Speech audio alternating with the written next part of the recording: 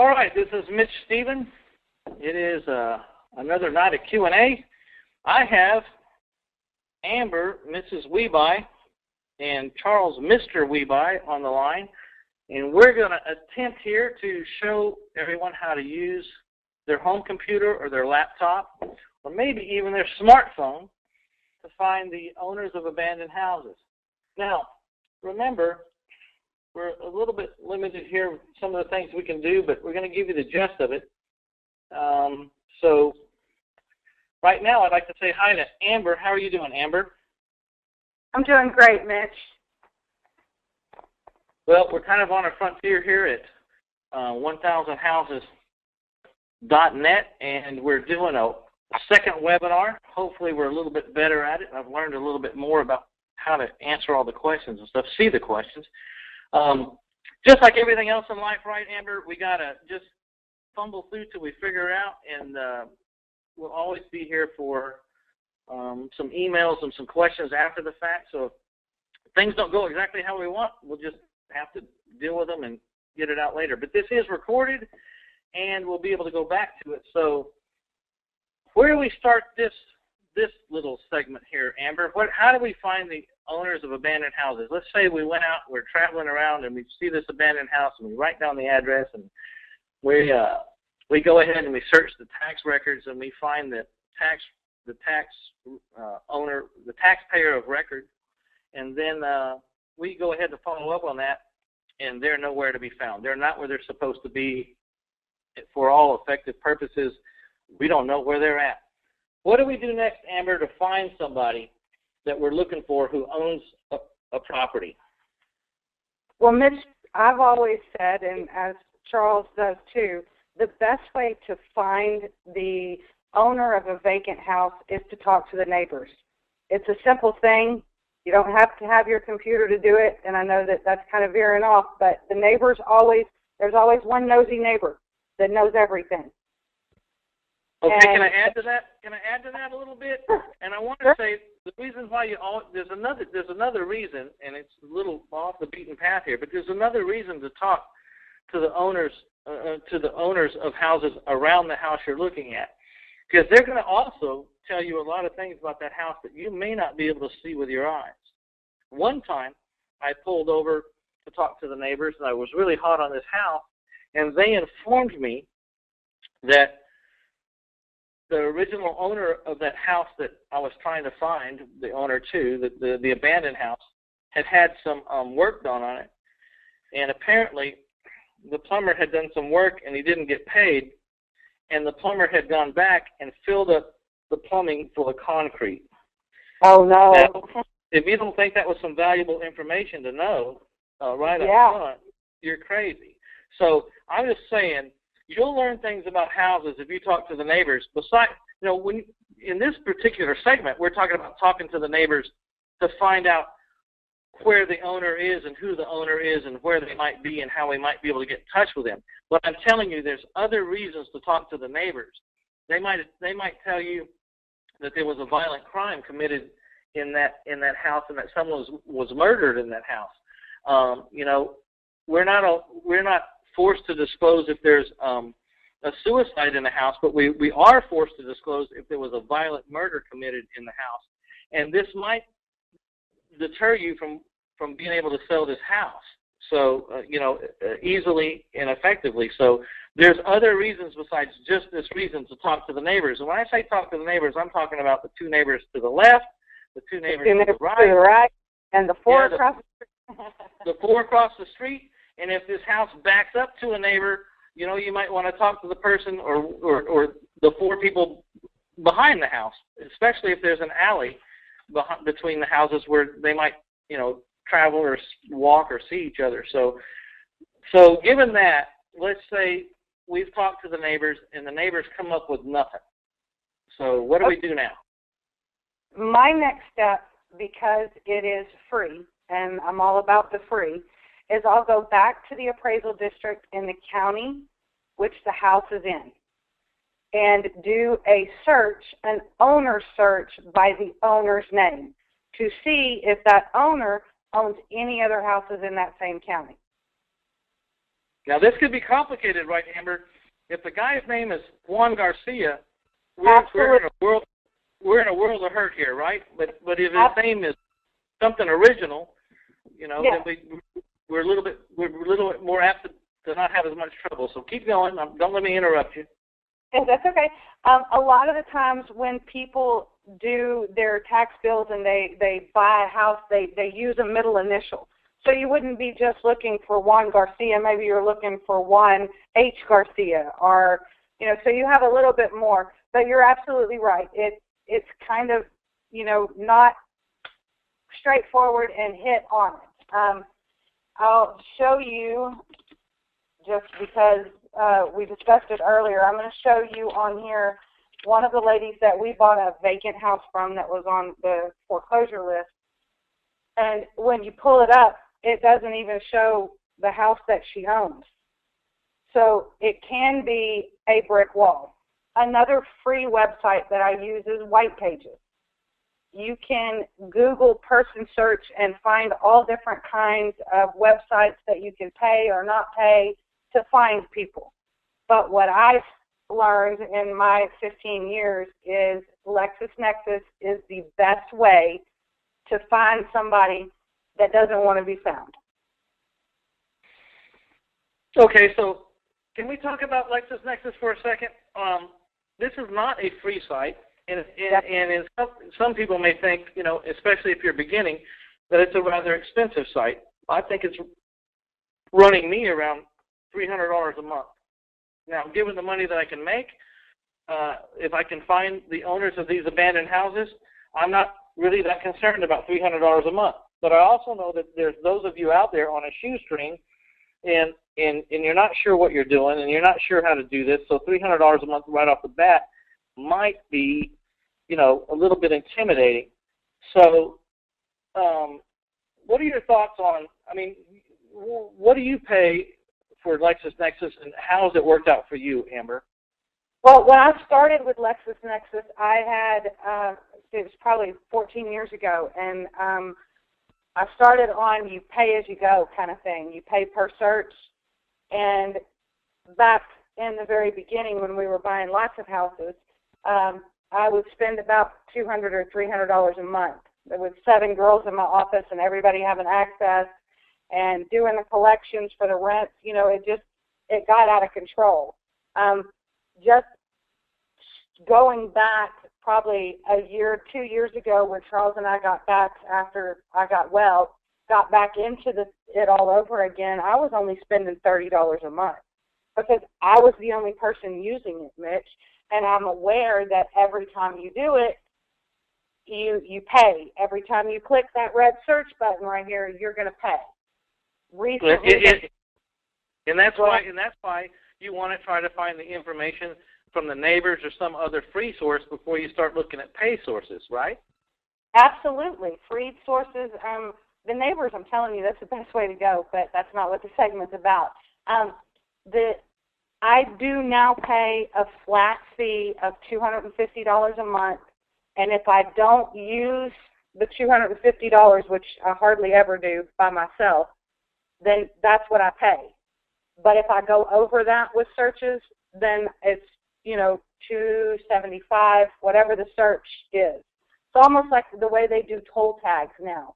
You get $250 to spend. If you don't spend it all, we're still charging you $250. Okay, so I've run across this. LexisNexis does a reasonably decent background check on you.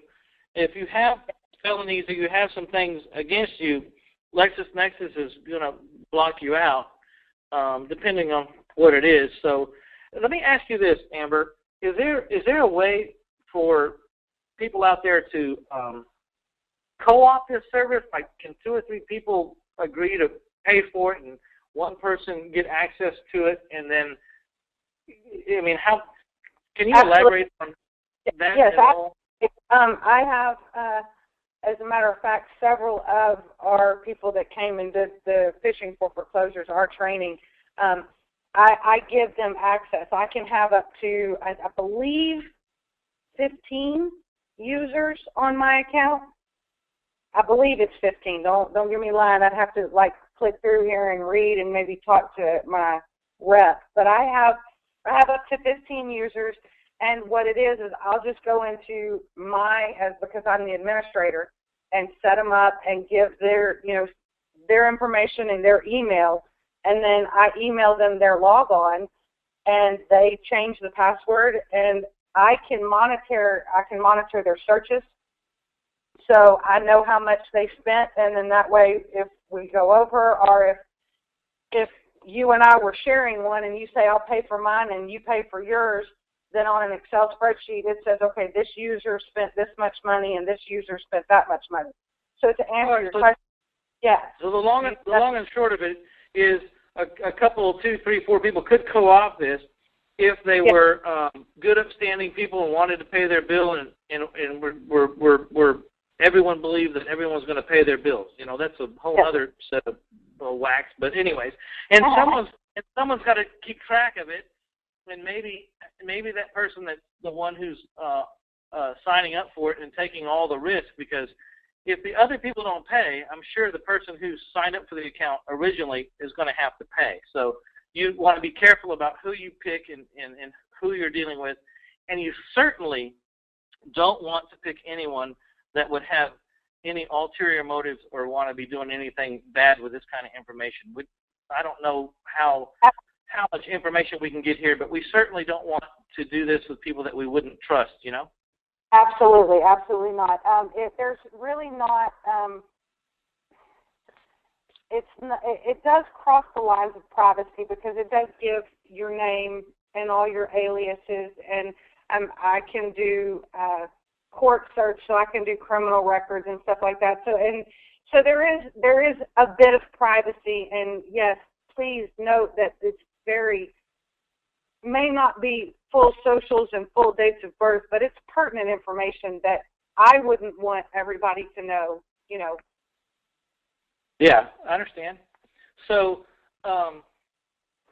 when we're using LexisNexis, we need to be using it for one purpose and one purpose only, and we're using it to find the owner of an abandoned house so that we can make them an offer. And that's all we want to do with this information here is that, so that we can go and make this person an offer and maybe gain ownership or control of a property for a fee.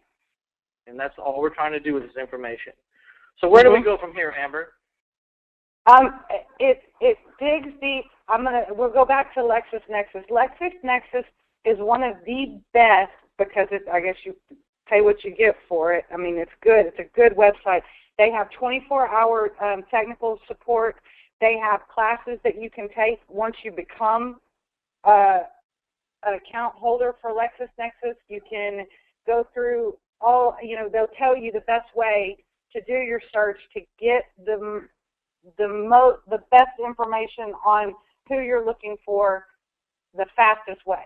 So they're awesome with that. And even live chat online, I've done that several times, being lost and confused. But my personal preference is I'm going to, hold on one second. I'm going to put the street address in, because I'll go back to the one that Charles and I did, because I taped there. I always put the street address of the vacant house in, because I know that if I'm looking for Juan Herrera's, that I'm going to find the right Juan Herrera's.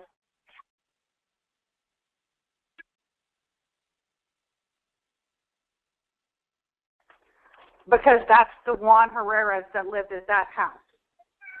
I understand. So we're vetting them by all the Juan Herreras in the world, but we're finding Juan Herrera that lived at 1625 Hackamore. Absolutely, yes. Now, Juan Herrera's was not the one that owned Hackamore.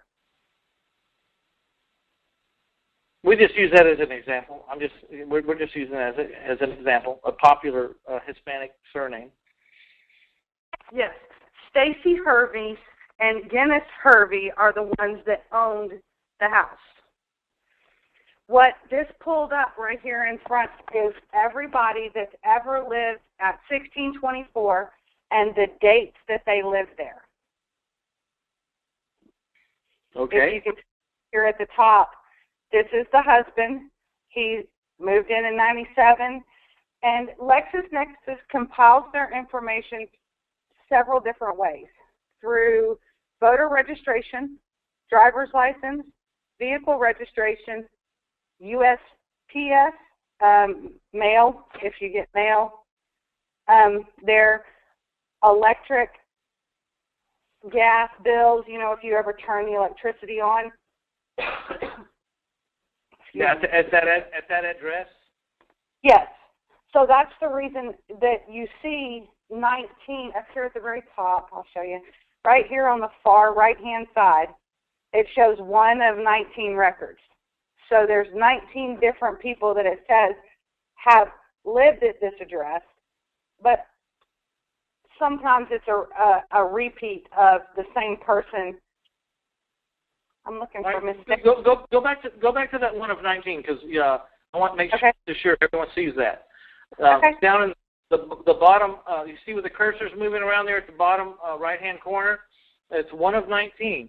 So that's what she's scrolling down now. She's looking at the 19 people. As she scrolls down, she's looking at the 19 people that have been there. And of course, we're looking for the last one that was there. That's right. I'm looking for Stacy. And this Herbie, here's Miss Stacy right here. And it gives every other, see all these aliases or names that she used. I don't know the proper term. Alias. Well, these are our choices. Just suffice to say, these are our choices. Okay? That's right.